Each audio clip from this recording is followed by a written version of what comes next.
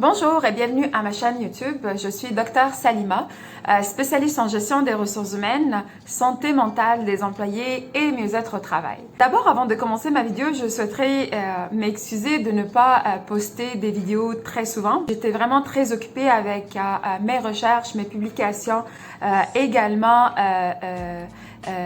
l'enseignement et des interventions auprès des organisations. Donc, ça me fait énormément plaisir aujourd'hui de faire cette vidéo-là. Aujourd'hui, on va parler d'un thème vraiment très important. On va parler de l'entrevue d'embauche virtuelle. Donc, c'est un thème qui peut intéresser les personnes qui sont à la recherche d'emploi. Donc, restez avec nous. Donc, qu'est-ce que signifie ou qu'est-ce qu'on veut dire par l'entrevue d'embauche virtuelle? L'entrevue d'embauche virtuelle, là, on parle d'une entrevue qui a lieu à distance. Et très souvent, on utilise des technologies telles que les vidéoconférences et également, là, on parle de nouvelles plateformes de communication qui facilitent également les échanges virtuels entre individus.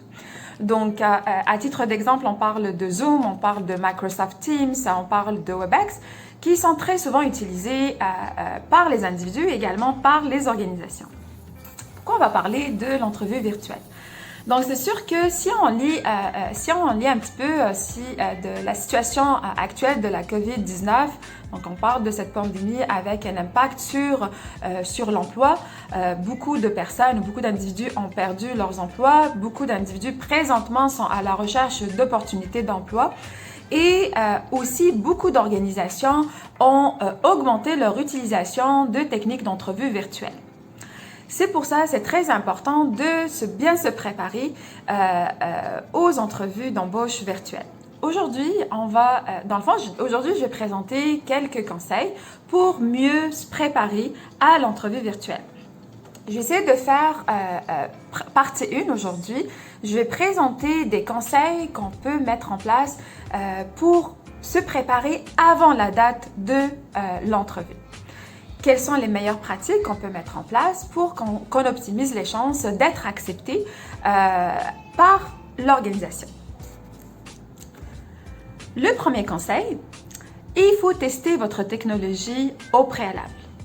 Comme j'ai déjà mentionné, l'entrevue d'embauche virtuelle se base sur l'utilisation des technologies.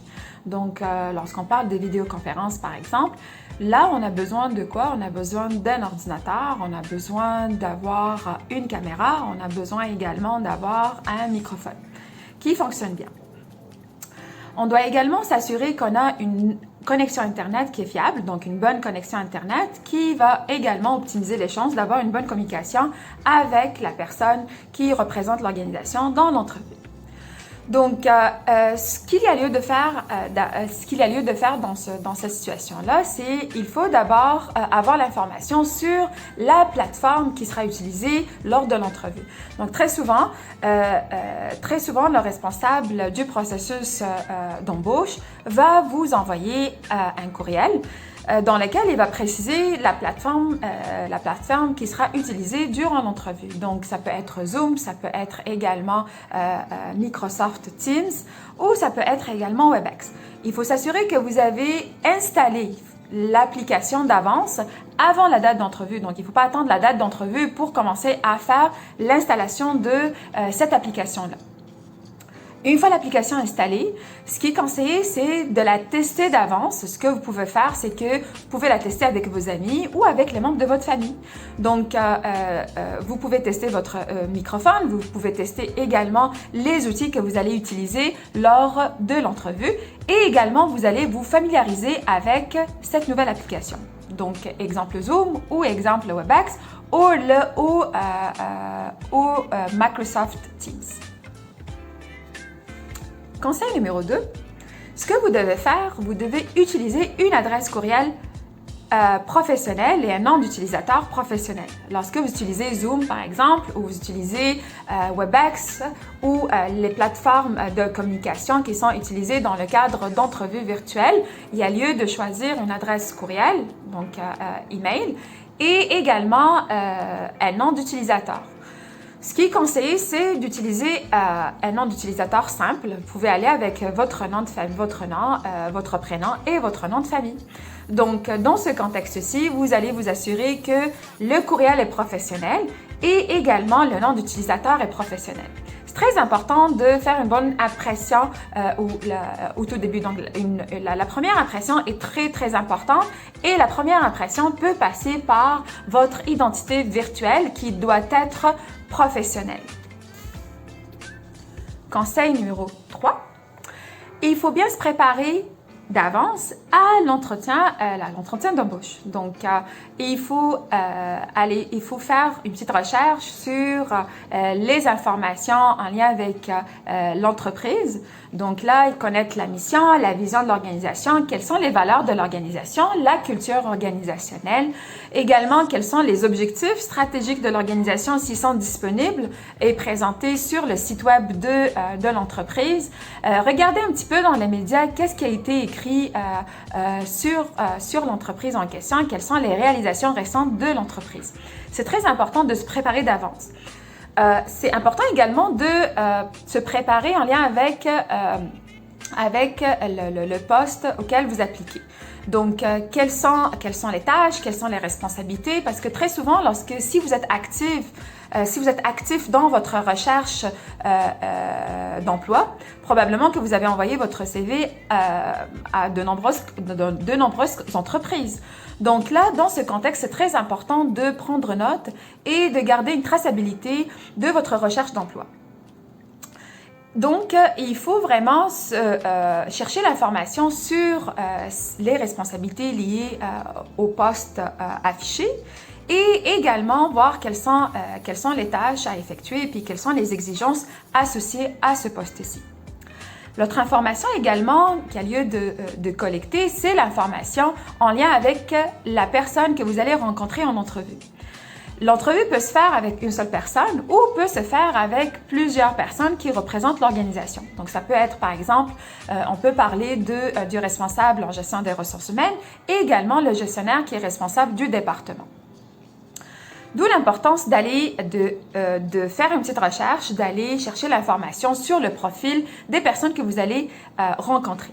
Ça va faciliter l'interaction avec ces représentants-là de l'organisation. Puis également, vous allez savoir quels sont les intérêts en termes de points d'intérêt, par exemple, ou des sujets d'intérêt qui peuvent intéresser ces individus-là. Et vous pouvez, dans le fond, commencer une petite discussion avec eux. Ça va faciliter également l'interaction au cours de cette entrevue-là. Votre préparation doit également inclure les questions qui peuvent être posées durant l'entrevue. Donc, c'est très important de faire une petite recherche sur les questions qui sont posées très souvent lors des entrevues d'embauche. Donc là, ça peut être, par exemple, si vous travaillez actuellement, pour quelles raisons vous souhaitez quitter votre emploi actuel ou quelles sont vos forces ou quels sont les points que vous pouvez améliorer ou également quelles sont vos perspectives de carrière ou quelles sont vos aspirations en termes de rémunération. Notre préparation également en termes de questions doit être liée aux questions que vous pouvez poser aux représentants de l'organisation. Parce qu'à chaque entrevue, le représentant de l'organisation va vous donner également l'opportunité de poser votre propre question. D'où l'importance de les préparer d'avance, de ne pas être pris par surprise lorsque vous avez cette opportunité de poser vos questions d'avance. Le conseil numéro 4, il faut préparer votre arrière-plan. Il faut préparer l'environnement dans lequel vous allez avoir votre entrevue virtuelle. Donc, très souvent, les individus choisissent de le faire à la maison. Donc, si c'est votre cas, ce que vous pouvez faire, c'est que vous devez choisir un lieu dans votre maison qui est vraiment professionnel. Donc, vous pouvez, par exemple, choisir votre salon ou si vous avez un bureau à la maison, ça serait parfait. Mais c'est sûr, ce n'est pas le cas de tout le monde. Ce ne sont pas tous les individus qui peuvent avoir ou qui ont un bureau à la maison. Mais ce que vous pouvez faire, c'est que vous assurez qu'il s'agit d'un endroit qui est neutre, qui est professionnel, qui est propre, qui est organisé, qui reflète vraiment un professionnalisme de votre part. Ou il y a également l'option de choisir un arrière-plan dans les applications que vous allez utiliser dans votre entrevue virtuelle. Par exemple, si vous utilisez Zoom, vous avez la possibilité de choisir un arrière-plan qui vous convient. Dans ce cas, c'est très important de choisir un arrière-plan qui est neutre, qui est également professionnel. Conseil numéro 5, il faut choisir votre tenue vestimentaire. C'est très important de choisir une tenue vestimentaire qui est professionnelle. Donc, il faut vous habiller comme si vous allez avoir une entrevue qui est face à face avec le responsable ou le représentant de l'organisation. Il faut également tester l'arrière-plan que vous avez utilisé dans l'application que vous avez choisie ou l'application, dans le fond, qui sera utilisée dans l'entrevue virtuelle. Donc, si vous utilisez, par exemple, un arrière-plan dans Zoom, par exemple, et l'arrière-plan est blanc, donc évitez également de vous habiller et de choisir la couleur ou une tenue vestimentaire également avec cette couleur aussi, une tenue vestimentaire blanche, parce que sinon, il va y avoir juste votre visage qui va être visible. D'où l'importance de choisir une couleur qui va également fitter ou être beaucoup plus en cohérence avec l'arrière-plan que vous avez utilisé. Dans ce contexte-ci, c'est très important de tester ça d'avance. Donc, au moment où vous allez faire vos tests des outils techniques que vous allez utiliser, donc là, lorsqu'on parle des applications et ce que j'ai mentionné au tout début, donc faire ce test-là avec vos amis ou les membres de votre famille, vous pouvez également tester l'arrière-plan et également en termes de couleur. Ce qui va vous amener également à faire un meilleur choix de la tenue vestimentaire en termes de couleur, la tenue vestimentaire que vous allez choisir pour cette journée-là. Conseil 6. Et c'est le dernier conseil que je donnerai dans cette vidéo-là. C'est sûr qu'il va y avoir une autre vidéo dans laquelle on va plus parler comment se préparer et pour vraiment optimiser les chances d'être accepté durant l'entrevue d'embauche. Donc là, on va parler de la date d'entrevue d'embauche, quelles sont les meilleures pratiques à favoriser. Donc, le 6e conseil que je donnerai pour se préparer avant la date de l'entrevue d'embauche virtuelle, c'est de choisir un endroit calme avec peu ou pas de distraction. C'est très important de choisir un endroit calme qui va pas vraiment perturber le fonctionnement de votre entrevue d'embauche. Donc, si vous décidez d'avoir votre entrevue d'embauche virtuelle à la maison, il faut choisir un endroit chez vous qui est calme. Donc, dans ce contexte-ci, vous pouvez éteindre votre télé, par exemple, choisir vous pouvez également fermer les fenêtres. Vous pouvez éteindre votre téléphone, informer également vos amis que vous ne serez pas disponible durant la période d'entrevue. C'est sûr, ça peut être un défi majeur pour les individus qui ont des enfants. Donc, dans ce cas, il y a certaines solutions qui peuvent être appliquées pour une meilleure préparation à l'entrevue d'embauche, à l'entrevue virtuelle.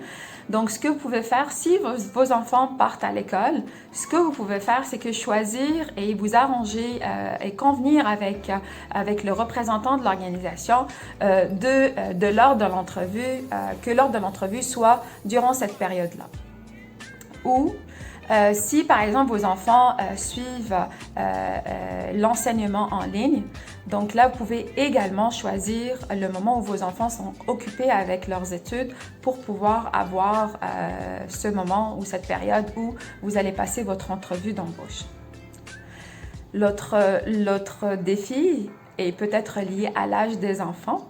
Donc, si vos enfants ne partent pas à l'école, si dans ce cas-ci, ce qui est recommandé, vous pouvez par exemple choisir le moment de sieste de votre enfant par exemple, ou vous pouvez également créer un moment d'occupation, par exemple par choisir un film par exemple.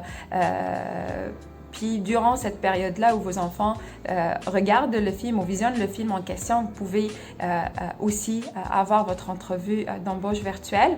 Ce qui est également très important dans la mesure du possible, bien évidemment, c'est avoir de l'aide, quelqu'un qui vit avec vous, considérant bien évidemment la situation de pandémie actuelle.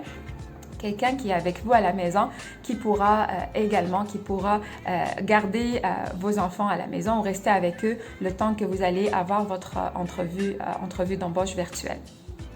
L'autre point également, c'est que dans certaines situations, il est difficile de contrôler ce côté-là lorsqu'on a de jeunes enfants. C'est sûr que les représentants des organisations sont conscients du défi de l'entrevue virtuelle. Donc, dans ce cas-ci, ce que vous pouvez faire, c'est que juste informer la personne que vous allez rencontrer qu'il y a une possibilité que votre enfant vous sollicite ou que vous soyez interrompu parce que votre enfant vous a sollicité ou vous a appelé. Donc, ça peut arriver, mais c'est sûr que c'est un point à prendre en considération. Ce que vous devez faire, c'est vraiment maximiser les chances en créant un endroit qui est calme et qui va favoriser plus de concentration et un meilleur échange dans le cadre de l'entrevue virtuelle. Donc, c'est tout pour aujourd'hui. Le but, c'était beaucoup plus de présenter des conseils pour une meilleure préparation avant la date d'entrevue. La prochaine vidéo, je vais parler de ce qu'il y a lieu de faire pendant l'entrevue d'embauche virtuelle. Quels sont les meilleurs conseils, quelles sont les meilleures pratiques à favoriser. D'ici là, je vous dis prenez soin de vous. Si le thème vous intéresse, vous pouvez juste vous abonner. Si vous êtes intéressé par d'autres thèmes, vous pouvez juste les mentionner dans la section commentaires et il me fera plaisir de les présenter. Donc, je vous dis prenez soin de vous, au plaisir, à la prochaine vidéo. Bye bye!